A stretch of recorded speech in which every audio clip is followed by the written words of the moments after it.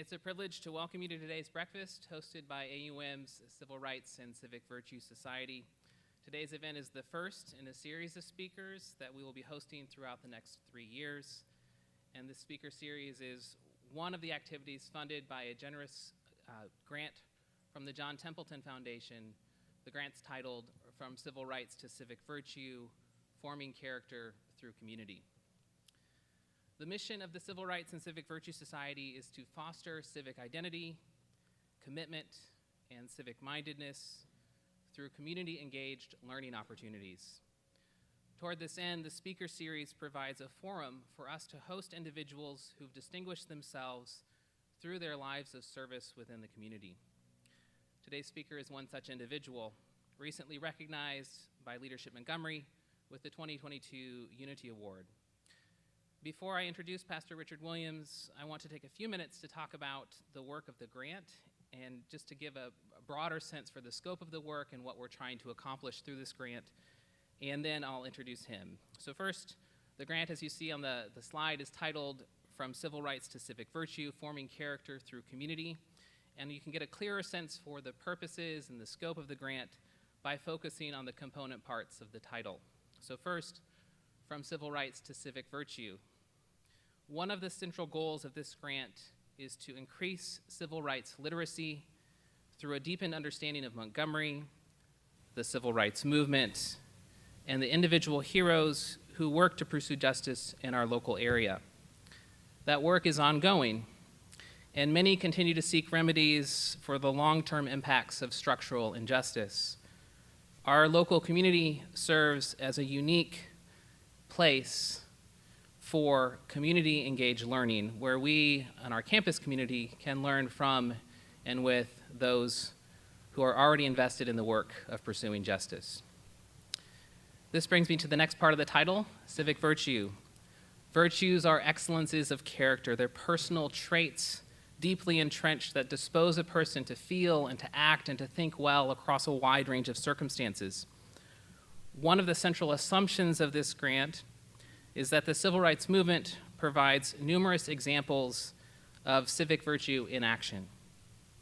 The individuals and groups who participated in civic action, from sit-ins to peaceful protests to bus boycotts, to the civil rights leaders who wrote and spoke in the cause of justice, displayed extraordinary virtue in the pursuit of civil rights.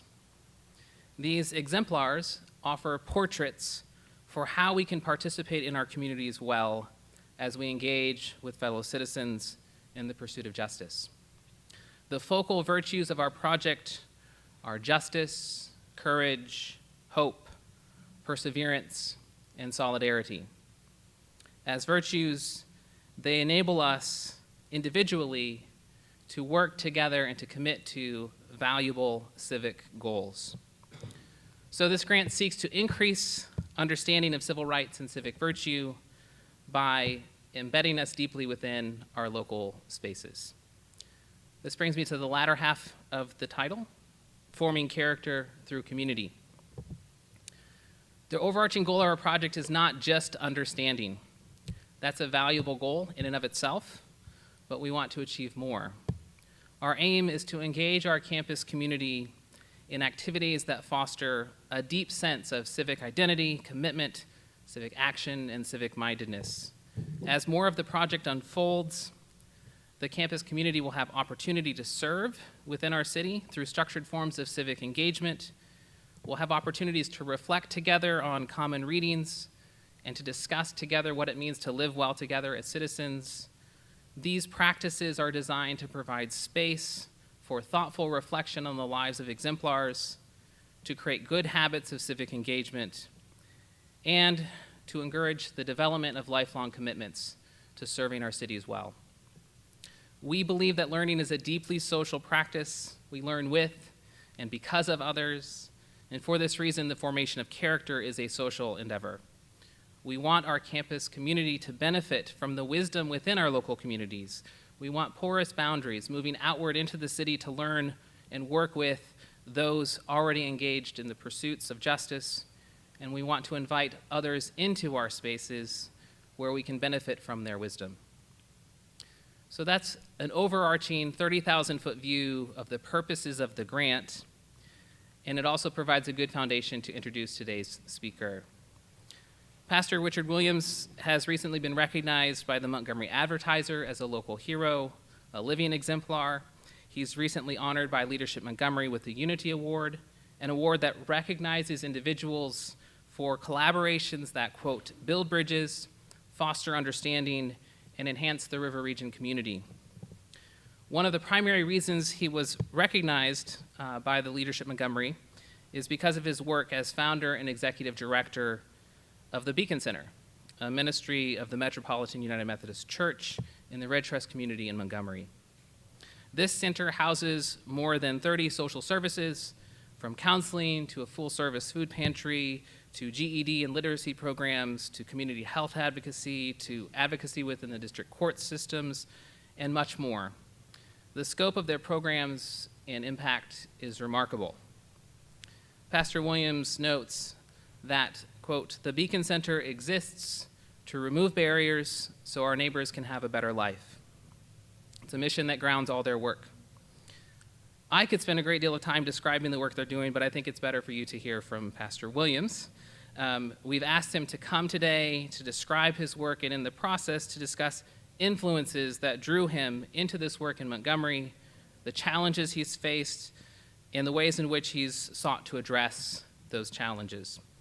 As you listen today, I would encourage you to think about the ways that this work might exemplify virtues like justice and courage and hope and perseverance and solidarity. Just a quick couple words of, there's on your tables, in addition to the program, there's a note card that has a lot of white space. And this is for you if you want to write and reflect as he's talking, if you have questions that you want to jot down. At the end, when he's done, we're going to provide space for you around the tables to talk briefly with each other first, before we open the floor for conversation and questions of our distinguished speaker. Additionally, in just a few minutes, I and several others will be walking around to distribute to you an envelope, which is sealed. Please don't open it. There's a purpose in this, and we want to make sure that you wait to open it until the appropriate time. And finally, when you flip that note card over, there's a QR code, and after the event today, we'd really appreciate if you go ahead and fill out the survey just to give us a sense for ways we can continue to engage with the campus community and the local community. We would love to hear from you. So without further delay, I want to invite Pastor Richard Williams to come to give a talk titled, Your Voice Matters. Please join me in welcoming Pastor Richard Williams.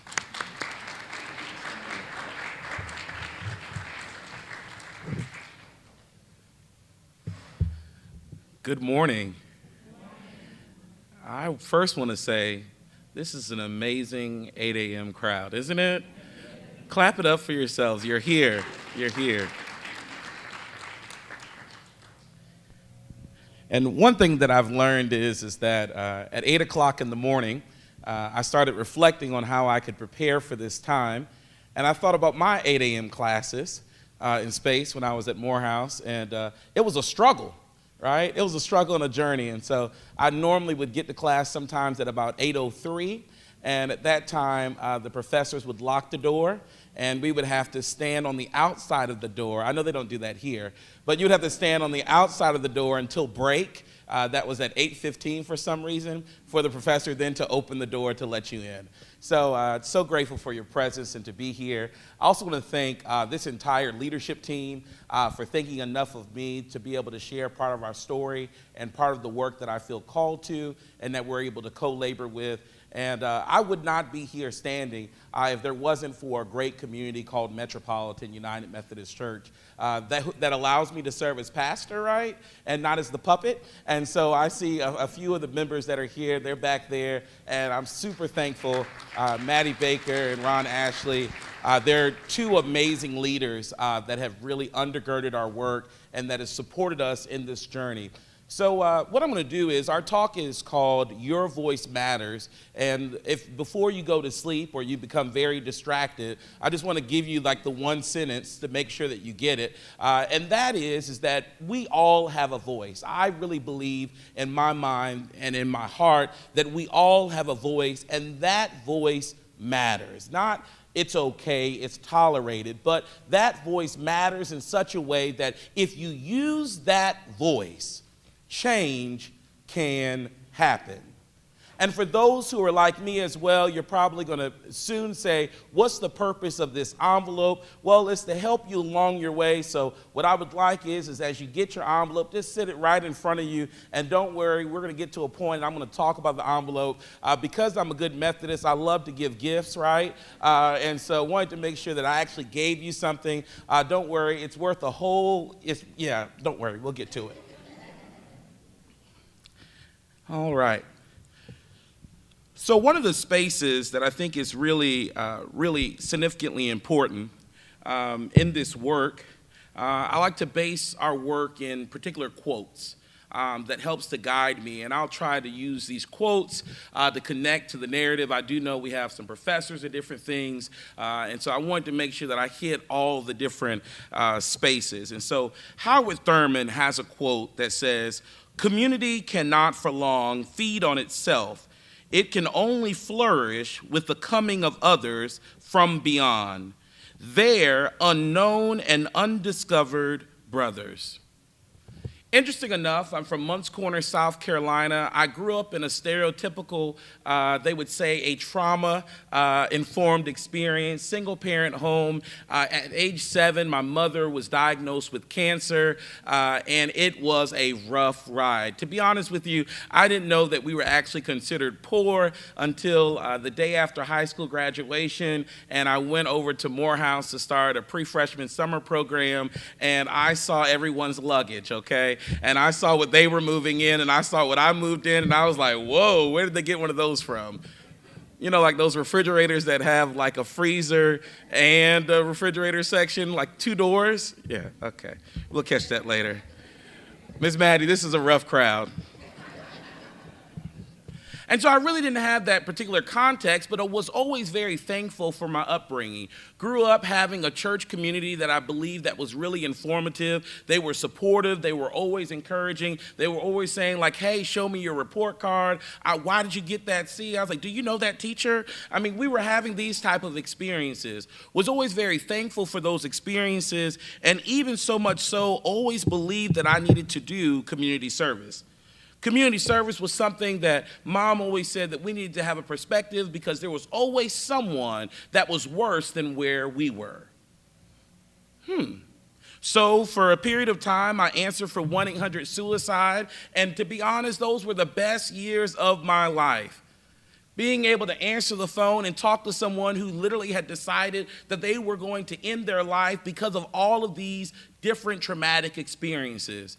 Then going off to Morehouse in the city of Atlanta, literally had a scholarship, and that was an ROTC scholarship. If there's one person in the room that's ROTC, God bless. Oh, there you go. Yeah, man, that's amazing. I want you to know I was an ROTC scholar for 3 weeks. Yes, I was an ROTC scholar for 3 weeks. That idea of getting up early in the morning. Yes, I was a little skinnier then, not that much. I just did not understand this concept of this much working out. I said, my goodness. We had an experience where they said we were going to take a jog, and they said we're going to go get some breakfast. And so all of a sudden, I saw the Burger King right off of Westview Drive. We were jogging. We got to the parking lot. They said, everyone park your cars. I didn't understand what was going on. They said, everyone get in a parking space. They said, now we're going to have some breakfast. I said, this is perfect. I think I can do this. And they said, who wants a croissant? They said, okay, Williams, give me 40. Oh, man. We didn't eat any Burger King that morning. We did a workout in the parking lot. Master Chief was friends with the owner of that Burger King, and he allowed us to be able to have workouts in a different area. It was supposed to be breakfast. Thankful for you. But after releasing that scholarship, I literally called back home and told my mom that I don't feel committed. I don't feel called to this ROTC scholarship. What should I do? She said, I don't know. We don't have any money. You better figure it out. What are you going to do? I found this program called the Bonner Scholar Program, and I became a community service scholar. Served in the community 20 hours every single week on the west side of Atlanta before there was a Chick-fil-A on MLK and before there was a new stadium. We were in the mix serving in the community. And that really gave me a backdrop of understanding that literally that I could make a significant impact in the life of someone if I just gave my voice. Literally, I was serving at a middle school, helping with an after-school program, and as I served in that after-school program, I found that the children were sharing different stories and different narratives about things that were going on. They would say things like, hey, Richard, I would be able to do my homework if my siblings, if my brother and sister would just stop sitting on the table. What do you mean, sitting on the table? Well, you know, I have to watch my siblings when mom goes to work. And so that's why I really like coming here, because I don't have that responsibility, because I'm able to get my homework done. Many more narratives continued in that process, to the point where I was able to have the experience in my sophomore year where my friends called me the Job of campus. My house burned down that summer, and 3 months later, I received a call and my mother passed away. I became an independent student at 19. And if you've ever tried to get an apartment as an independent student, it's impossible. In that moment, I made a decision that my voice was going to matter. My voice was called to matter in such a way that I knew that I wanted to make sure that my life that I was given was lived not just for myself, but was lived to be able to help someone else. In that space, I started down on a track in an undergrad in psychology, later getting my Master of Divinity degree, and I declared myself as a great millennial. You know how us millennials are. We know it all. Full of energy, willing to take the world by storm, and we believe that we can do anything if we just put our minds to it. Well, that's me, a true millennial. And so professionally, I started getting moved around in the church to serve, because in my first appointment, the bishop said, "Are you sure you want to be in ministry? It's hard." My first location, I was 3.5 hours away from my house, driving one direction to serve a congregation that was 17 people. There were more cows than people, literally more cows than people, in the town of Camilla, Georgia. But one thing that I learned in Camilla, Georgia, that has stuck with me every step of the way is that if you're committed to the work, you can accomplish your dreams. Was able to serve there, and then now serving at the beautiful place of Metropolitan in the beautiful neighborhood of the Ridgecrest community, and I mean the beautiful neighborhood of the Ridgecrest community. And the reason why I say that is because so often we speak about our communities and we speak about neighborhoods where we could actually reside as blight, as rough, as tough. I don't believe that's true. To be honest, this could really be a tough room too, right? If you guys didn't smile, if you didn't laugh, if you didn't engage with your eyes, if you didn't track me as I moved around the room, this would be considered a tough space, a space where I would not want to reside. But since you're participating, and since you've lended your space and you've lended your energy in this space, then I feel comfortable being here. That's my perspective as I look into community. And as I began to serve at Metropolitan, one of the things that we understood before I even arrived is that the church had an understanding that they were going to stay in the community. The church could have moved a long time ago. They could have built other places. They could have resided and moved in other different cities or even across town out east as other churches had done. But they decided to stay in the community. And after I arrived 4 years ago, they gave me a long list, about 6 pages. Isn't that right, Miss Maddie? 6 pages of things that they wanted the pastor to accomplish and to lead through. And I was wondering, how is this all going to get done? But what we found was in our work is how could we connect with children? we found a 2-story children's ministry right down the street called Davis Elementary School.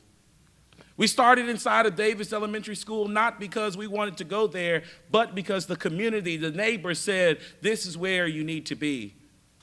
We went inside Davis Elementary School and was finally able to get an appointment with the principal. And I sat and I said, hey, how can we help you? First thing she shared with me is, Pastor, we don't need extra prayers. And we don't need people running around touching the children. I said, ma'am, I'm a Methodist. We don't do that.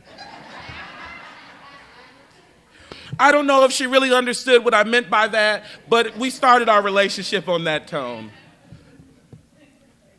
We started serving with educating, and not even just educating, walking alongside the educators at the school in a space of saying, how can we help you? We found out that there were new teachers who had just graduated, and as they had just graduated from college and they were placed inside of a classroom, that they had not received their first check yet. So they had no funds to be able to set up their classrooms. And so the reason why their classroom looked with the staples on the wall and didn't have the posters on it was because teachers buy their own posters. And they didn't have those funds. And so what did we do? We collected with our neighbors and we shared the story with a few other persons, because your voice matters. When you listen, you can create impact in our communities. And so we shared that and we began to start passing out these gift cards. But we never met the teachers. See, what our goal was is to stand behind the leaders that were already there, who were going to be there day in and day out. And how could we support those leaders? So that principal received an envelope of those gift cards, and we said, there's one gift card for every single teacher. Let us know how we can help. She shared with me, well, Pastor, you were so kind in that. Can you help us out? And I know Mr. Ron remembers, can you help us out with these flowers that are out front? She says the school system can't afford to plant flowers. And I said, that's wrong. They need flowers. So we used our voice. We called one of our friends from Lowe's, and I said, I have a really great request. I drove by Lowe's, and I realized that you guys have a lot of flowers. Can you give us some? He says, excuse me? I said, yes. When I was growing up at Berkeley Elementary School in Munts Corner, South Carolina, I remember Miss O'Day and Miss Williams, telling me, Mr. Richard, get out of the flowers, because there were flowers at my school growing up. My school was beautiful. It was a place, a destination that I wanted to go. And I said, the kids at Davis Elementary should have the same thing.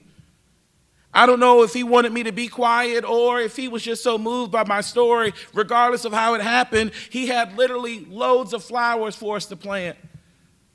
We had more flowers to plant in front of the school than we even planted some on the side of the school. And after the teachers saw us actually there laboring and working, they said, wow, where's this church? I said, we're just some people down the street that love you. That's all. She said, wow, we never seen people love us in this way. And then we started the journey of getting real narratives. As we began to get real narratives, we found out that there was a hunger issue in the local school. And we were so blessed to be able to launch a full-service food pantry inside the school and to even place a washer and dryer, because they said that sometimes when a kid arrives to school, they literally need to wash their clothes. What we realized is that you didn't need a master in social work to be able to buy groceries. You just needed someone who cared. So we started that work of feeding 100 families every single month. We were on time. If it was raining, looking like it was about to snow, thunderstorms, and all in between, we always showed up, and we showed up on time. Because when you serve in communities, you must ensure that what you say is true every single time. Because just one time of saying that you will do something and not showing up creates harm that you cannot even undone. So that was our backdrop. And in that work, the way that we started our GED work really was because the principal was not willing to violate the standard to tell me what was going on with one of the families. She called me and said, Pastor, are you busy? I said, no, what do you need? She says, well, just come walk by the back door of the campus. I need you there in 5 minutes, and I just need you to bump into a man. If you see him, just start talking. said, what kind of request is this? I'm a pastor, not a genie. I bumped into the gentleman. I saw his head was hanging low. And to be honest, he really is credited for the reason why we have our GED and our entire adult education suite of our learning lab, offering over 4 different services just in that one space, and a gentleman with a PhD leading all of our adult education. Because when you do work in the community, it needs to be excellent. So we're able to provide GEDs, high school diploma completion, pathway certifications, which basically are classes that individuals can take who don't have a high school diploma, and they can see transformation in their employment. We just celebrated a few weeks ago a gentleman who was able to take a few classes. He was working in a warehouse. Nothing wrong with working in a warehouse, but he was only making $9 an hour. He passed 4 classes. He now works for Johnson & Johnson. He makes $20 an hour, and we hope soon, and very soon, he'll get his high school diploma. But one thing we do know is every time he comes to class, his head is much higher, and his shoulders are back, because he is able to provide for his family. That gentleman at the back of that elementary school shared with me, he said, Pastor, I said, what's wrong today? He said, my issue is, he says, I can't take care of my family. I said, yes, you can. He says, well, I was doing it the wrong way, and they said they were going to take my kids. He says, I moved into the motel because I could no longer afford my apartment and all the things that I had, because I wasn't making money the right way. He shared with me, I'm doing it the right way, but still no one helps me. What I found out that day is that him and his wife had moved into a motel. His wife had accepted a role of what I call indentured servanthood because she was responsible for cleaning rooms. Some days it took 6 hours, some days it took 11. She got no W-9, no 1099, was not paid. Her pay was a free room. And he began to work a job at the Crystals that was right across the street. And as he worked that job, he said, Pastor, there is no way that I can save up enough money from working at this Crystals to make it happen. I shared with them, I said, well, have you ever thought of just getting a GED? He says, how? I said, don't worry, I'll walk with you in this process, which is part of our unique process at the Beacon Center, is where we exist to remove barriers from our neighbors so they can have a better life.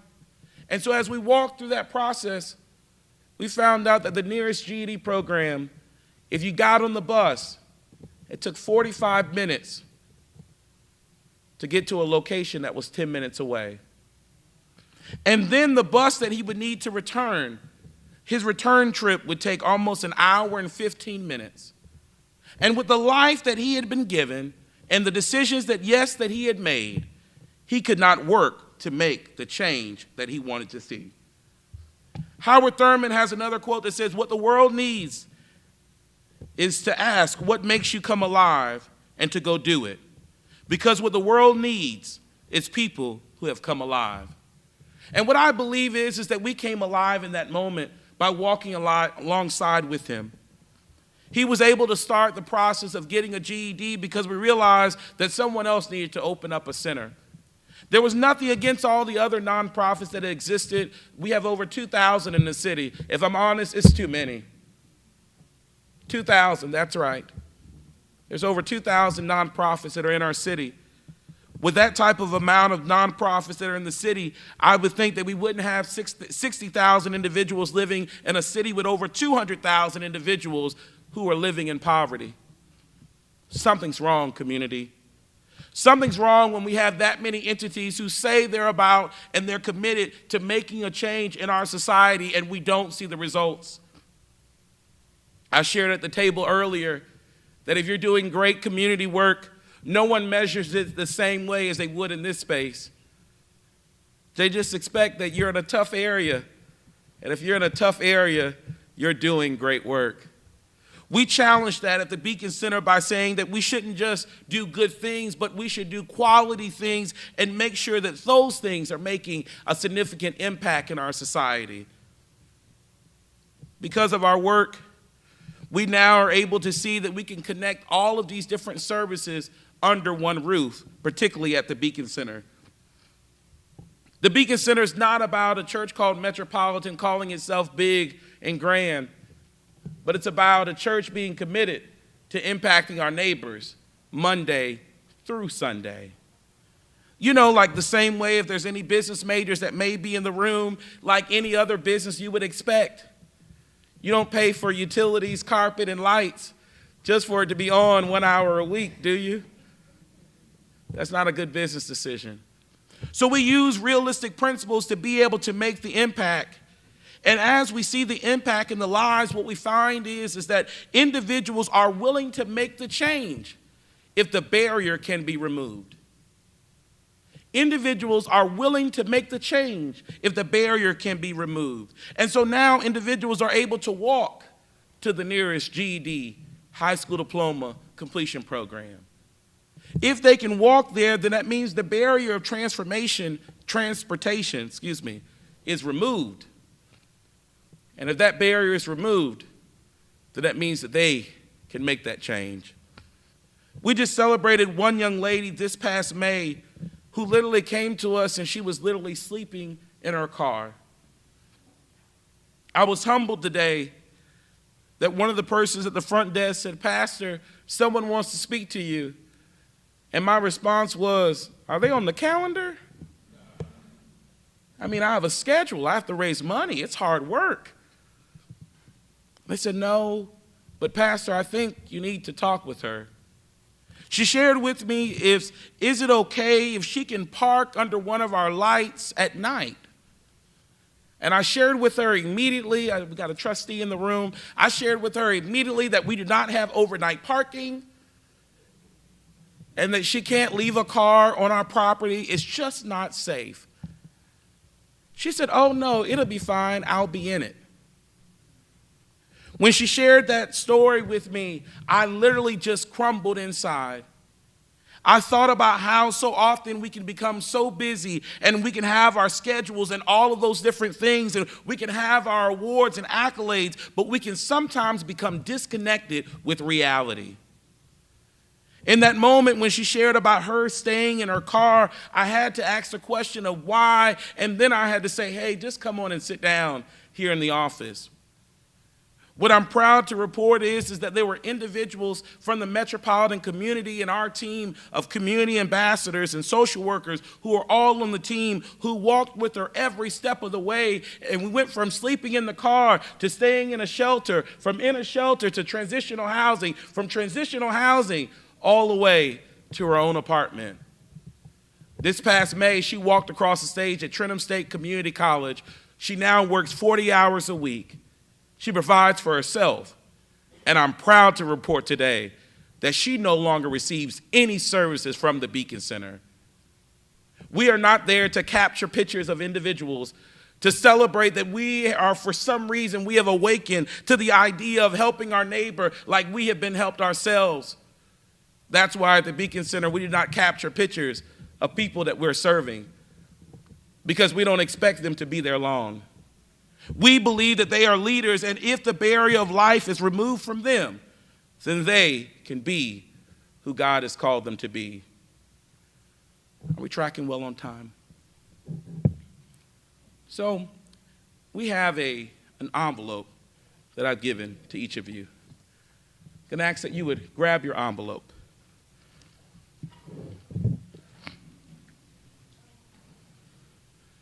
Just want you to hold it in your hand.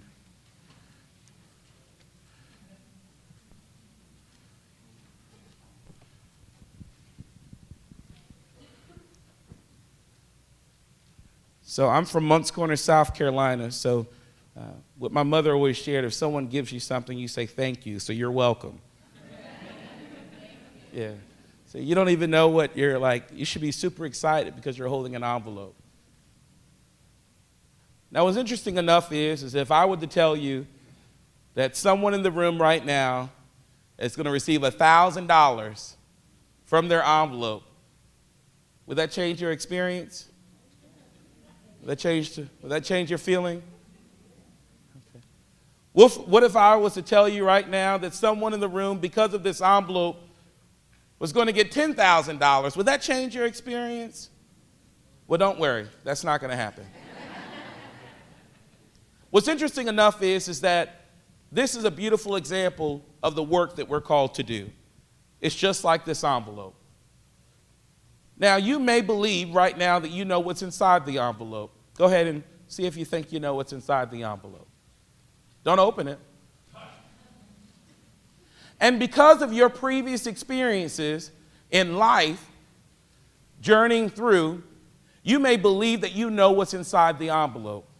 But what we know is, in serving in the community, is we don't know what's inside the envelope. We have previous experiences that try to inform what's inside the envelope. And to be honest, we treat our neighbors as if we know. I've seen this before. This is a panhandler. I've seen this before. This is someone strung out on drugs. I've seen this before. This is someone who's suffering from mental illness. We literally sit in a posture of judgment. And to be honest, some of you have already figured out what's in the envelope, or you believe you know. If you flip over to the other side of the envelope where that flap is, you'll see that the envelope is sealed. And to be honest, the majority of us live our lives as our envelopes are sealed. We wear a mask as we walk around, and people see us in our clothes, people see us with our expressions, and all of those different things, and they treat us accordingly. I would invite you to open your envelope. See, as you open the envelope, it's very easy for you to pull that flap open, but when you're serving in the community, to open the envelope is much harder. It requires trust. It requires consistency. It requires you to care.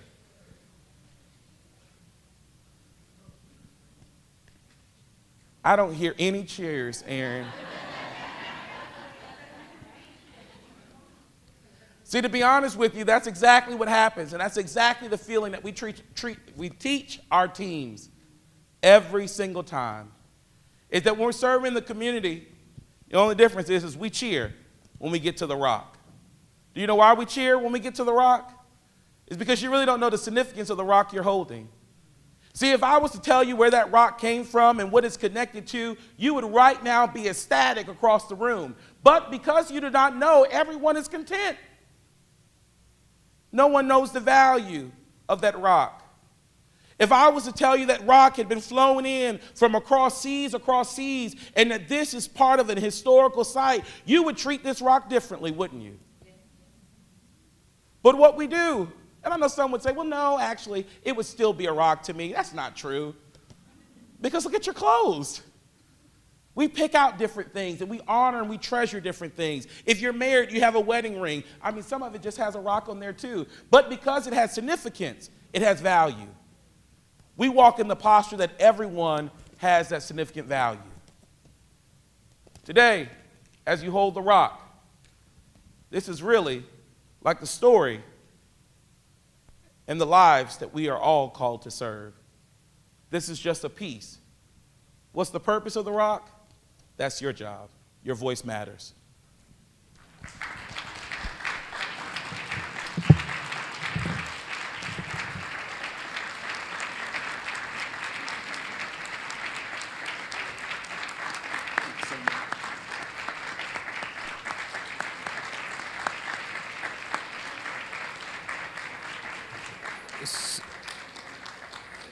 Thank you so much, Pastor Williams. I want to give a little space around the tables for conversation first. So I want to give you about 5 minutes around your table. Hopefully you've jotted some notes down, some thoughts down about resonant ideas or questions that you may have. And I want to give space about 5 minutes for conversations around the table. And then what I'll do is I'll open the floor for questions to Pastor Williams related to his talk. So you have 5 minutes. Enjoy the conversations around your table. I want to open the floor for questions of Pastor Richard based on his talk or based on the conversations around the table. I've got a microphone. I think it would be great because we're recording this. If you could speak into the microphone your question, I'll bring it to you. So who wants to go first? Perfect. All right. First of all, I want to say I really enjoyed everything that you spoke about. So I am a teacher, and I teach in a Title I school district. And so I was saying with my table, we want to get our youth more involved. We want them to know more about civil rights. You want them to know more about their community, being involved. But the problem that I see is also with the connection, with the disconnect, I should say, with parents. There's like no intrinsic motivation from the parents nor the students, because as we stated, Sharice said, they're a reflection of their parents. Mm-hmm. So what are some things, because I know in my church, youth gone. And then with COVID, they're gone. It's like nobody's hardly at the church, like for real. And so what are some things that you might suggest or propose to try to help bring back that connection that we've lost? Yeah, thank you so much for that. I think one of the ways that we've been able to kind of really push that in a different way is through realistic services. So we have a K through 12 counselor that's on our team that does services in the evenings and on Saturdays, as well as providing services for the parents or the grandparents or the caregiver. And so what I've found is that a majority of the individuals are already in trauma, and then we're asking them to achieve past that trauma in a way that even we are not equipped to do. I mean, like, there was a whole, like, I had like a mini crisis this morning. I made the wrong turn this morning, and I drove past a private school, and I don't know who was working the crossing guard, but literally traffic was stopped. That was terrible. I had to speak at AUM this morning. I was not supposed to be waiting there for 10 minutes. And I really believe that someone needs to and I'm going to, talk to the neighborhood association, of course. And I'm going to let them know that they can't be holding up traffic in front of a school that way on Wares Ferry Road. That's just not right. But is it? So what we're doing is we're asking people to go past a measure. And so what I would say is finding ways to connect with those families. If you're working 80 hours a week, 70 hours a week, which so many are working 2 full-time jobs, it's going to be impossible for you to give that time. But if we're able to meet them where they are and start to have that conversation, then we can begin to help to recraft the life and story, to figure out what the barrier is. Because some may be the work schedule, some may be that they've had a poor experience in the education experience. And then also, thank you for serving in a Title I school. I used to do that back in the day as a behavioralist, so thank you for serving. Who's next? What questions do you have?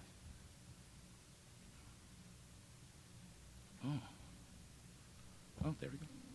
In the back first, and then I'll come to Don.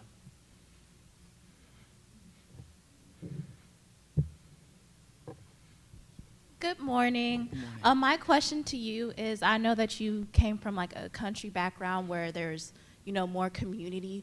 What would you have to say to someone who grew up like in an inner city background where there was less community and, you couldn't talk to anybody? Yeah. Thank you so much for that. And so part of my narrative is from Moncks Corner to Atlanta. I do believe since I was there for almost 10 years, I feel like I had like a part of a city experience. I do believe that there's community everywhere. And I think even in the urban context or the city space, there's community. There's certain people that you talk to figure out what happened. There's just certain people. So I believe there's community there, and I think it's about how we harvest that community. One thing that I would share is that even in the inner city space, that there's still ways to connect together. It's just finding where people are. Right? And so people may be gathering in a barbershop. People may be gathering at the fish fry place. There's somewhere where people are gathering, right? There's a space, there's an entry point, and it's finding how we can enter into that entry point, not to change it, not to offend it, but to come alongside with it to be able to kind of really make the impact happen. First, thank you for your service and your team's service in your neighborhood. I was wondering how you go about getting funded for a lot of the things that you do. Yeah. Thank you so much for that. The question was, how did we go about funding? And I knew that question, we talked about it at the table, that was going to come up. The beautiful thing enough is that when I really had the idea to do the Beacon Center, I talked to a reporter, and they ran an article last January on the front page of the Montgomery Advertiser. I forgot to tell the board of the church. that the article was going to be not only coming out, but that, that we were going to buy this 9,000 square foot building that I thought. And so much so that I only had a discretionary fund of $5,000 that I was supposed to use to do a pastoral project. And so why not buy a building, right, and launch an entire center? And so we had negotiated, we started the negotiation process. And to tell you that, you're standing and you're looking at someone who has failed over and over again. And so that would be the first step that I would share, that if you want to get funded in significant work, is you have to be okay with failing. And you have to be okay with failing publicly. And I mean like real public failure. I'll never forget the Sunday that I stood up and I told the church that one week we said we were going to buy a building, and then the next 2 weeks later we responded, yeah, we're not going to buy that building, but we're still going to open a beacon, right? And so literally in 5 weeks, we had neighbors come across that heard our story on social media and different things. We were able to raise over $90,000 to buy the building debt-free in the middle of a pandemic. As people said that you can't buy a building or buy real estate in a pandemic, be careful with people who tell you that you can't do something. It's always good for me is that if anyone tells me I can't do something, I want to know what have they done. Because only people who have done things really can tell you what can't happen. Because if not, they're just a spectator. And they're telling you another lived experience. The other space has been social media has helped and us raising money, but us being true and authentic to our mission. We've had, last December, we had a group donate $100,000 to us. They had never met us before or anything. They just saw articles of the work that we had done from Oklahoma. And they literally called us one day and said, hey, would you watch our service? And they donated $100,000 to us, unrestricted funds. And so I really believe that if you have a true mission, that funds will follow that. And then the other piece that I think that has helped the Beacon Center is that over 80% of the work has been done by those who live in the Ridgecrest community, because oftentimes we say that there's no talent or there's no hope in a space. And so our general contractor that led our renovation in a building that had been abandoned for over 15 years, he lives 3 streets over, and his mother lives 1 street behind him, and his brother lives 2 streets the other direction. And in elementary school, he went to Davis Elementary. So it's really about using people in the community to be able to help tell that story. And I really believe that people who are generous will come alongside with that because they really believe that you're true and authentic. Are there opportunities to volunteer at your Beacon Center? Definitely so. I would share with you that if you would like to volunteer, the easiest way is to email us or call us, info@metromgm.org, info@metromgm.org. What we love to do is anyone who wants to volunteer and serve, we love to give you a tour. To share with you what we're doing, right? We have a lot of different services. Many individuals say, y'all are just doing too much. And what I share with them is that you may define that we're doing too much, but what we understand is that too much is happening to our community. Right? And so I always think about it is that our goal is to be like a hospital. If you go into a hospital and you're having a chest issue, you want to be seen. If you're having something happening with your hand, you want to be seen and cared for. And if you're pregnant and you're about to have a baby, you want to be served as well. And so our goal is to meet our neighbors where they are and to be able to connect them with realistic partnerships to help. So there's always room, there's always ways to serve. Pastor Williams, I was very surprised to hear your statistic about 2,000 nonprofits in Montgomery, and would love to hear you say a little more and perhaps what we might do to make those more impactful. Thank you. Yeah, so what I really believe around, I think it's really great for everyone to start a nonprofit. I think it's like a trend, it's a rage, starting nonprofits. Like, it's really popular, right, in this kind of humanitarian space. And I'm one of the young ones, right? I'm just in transparency, I'm 32 in this process, and so I'm 32. You know, like literally 3 and 2. And that's why I'm so thankful for Metropolitan that allows me to serve, because I'm definitely a young leader. But there are, 2,000 plus different nonprofits. I think one of the things that we can do is that we can, if you're donating to a nonprofit, you may need to do more than just read the annual report or get the brochure and the picture. You may actually need to visit to be able to say, oh, you feed people? Where are they? Or what are you feeding them? And I think that if we would really begin to use a critical eye, that we may not have 2,000 nonprofits, but we may have 500 nonprofits that are fully funded, that are doing amazing work, right? I think right now is that because of the landscape and space, dollars are, of course, farce and scarce, they're hard to get, but I think it's because there's just so many applications, so many individuals. And so, and then the final piece is, and I always share this, if you're on a board, you've been asked to serve on a board, serve, like show up to the meeting, ask questions, and go. Oh, hi, good morning. Thank you for coming. I'm Vice President of NAACP here at my school. And first, I just wanted to say to the woman over there in Title I schools, I grew up in public school, and I can say it's personally hard for you to connect to the students because of what they go home to. Mm-hmm. So I know it's hard because I have a lot of friends. We all had different backgrounds, but knowing that, like, I had a dad who was in jail, so, like, and I had a mom who was a single mom, had to work. So trying to come to school and you don't have that support at home, then coming to school and have teachers in middle school kind of tell you won't be nothing, it's kind of hard to connect in that way when you got parents, not my parents, but their parents at home telling them you're going to be just like your parents anyway. Mm-hmm. But for you, how do you connect with the kids at your center? Like, do you work with them or do other volunteers work with them? Do you talk, like, do you have like a mentorship program? How does that work?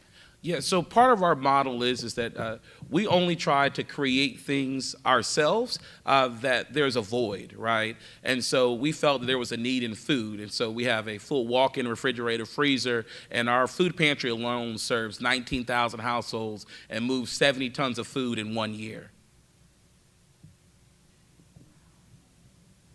There are not 19,000 people in Ridgecrest neighborhood. So that means that we're feeding people in other places. And so that's on the east side of town, the west, the north, and the south. And so what we found is that we connect to partners who are doing really great work, and we work alongside. And so we have nonprofit partners who are really great in mentorship, that are walking alongside that process. And what our goal is we provide office space, we provide resources, and we place them in community so that they can be the best nonprofit that they feel called to. And so that's how we connect to the youth. There was a void in counseling for youth, so we have a K-12 counselor. There was a void in art and trauma support, and so we have that service. And so our goal is only to create things or to fill the gap of things where there's an absence. Thank you. Good morning, everyone. It's truly a blessing to be here with you today, and I welcome the opportunity to share this great experience. And as our table member was saying, as a lifelong educator, I truly see the disconnect between the parents and the learning level and the behavior of the students. And that disconnect seemed like maybe 15, 20, 25 years now of where the parents didn't get it. And as a result of that, we are now dealing with those students in our school. We're talking not just K-12, but even at the collegiate level. They don't know some of the things that we as instructors expect college students to know because it simply didn't happen in that process. So my question is, and I know this is a tough one for you, Pastor Williams, is what are your thoughts? I mean, where do we go from here, even with the services that we're offering at Metropolitan, we're offering at the Beacon Center, and other agencies are offering? What needs to happen to help close that gap down or to try to reach those parents to be able to reach those students, or do we just go straight to the students, bypass the parents? But what's your name? I'm sorry. As Katori said, they leave us when they're in that protected environment at school, but when they leave us, they go back to what they know, and that's the life that they know. And then they just only for 8 more hours, they'll come back to the school. So, what are your thoughts in that area? Yeah, so I'm a really big proponent around wraparound services. I do believe that we need more complex nonprofits. I would consider us a complex nonprofit, multiple layers, multiple entry points. Sometimes it's a circus, right? But it's a controlled circus in the work. And so I think if we have more wraparound services, we can continue to kind of meet those needs. What we find is that we have a lot of nonprofits that are struggling. Some need to, re-envision, reimagine themselves to kind of make it happen. I feel that our current issues, I don't know if we will see the change, if I'm honest, in our lifetime, right? If we will be able to witness, because there's been so many years of neglect in that space. And so anytime you have a generation, kind of our psychology professor shared with me, anytime you have a generation that has not received certain things, then that generation that they produce are not going to have certain things. And so I think we have to insert goodness, joy, love, and I think we have to do it in overtime, right? And we have to do the work of serving our community with a level of advocacy and intensity that is par none. And I think that if we turn up the intensity, I think we can begin to start seeing more change in our families. But also in that, I think we have to be honest on the real problems, right? And so when we think about a living wage, I know that everyone may have their thoughts and opinions, but if I can't work a job, just one, and work 40 hours, then I can't begin to have the discussion about work-life balance. So I think we have to begin to address it on multiple levels. And so I would encourage all of us to sit on multiple boards, go in multiple rooms. If you're in the faith community, don't just stay there. Go in the business community. If you're in the business community, please don't stay there. Go inside the community. Go visit places. Be uncomfortable, right? I think if we have more individuals who are secure in themselves and they go in uncomfortable places more often, I think we can have more change. So I'm cognizant of the fact that we've run up on our 9:30 timeline, and I just wanted to thank Pastor Williams again for his talk and for visiting with us today and for sharing his wisdom. We're so grateful for his insights and the ways we can learn from him. So please join me in thanking Pastor Williams again. Thank you guys so much. Thank you all so much, and stay tuned for more speakers in the future. Thank you. Please don't forget about that QR code. Offer us some feedback. Thank you.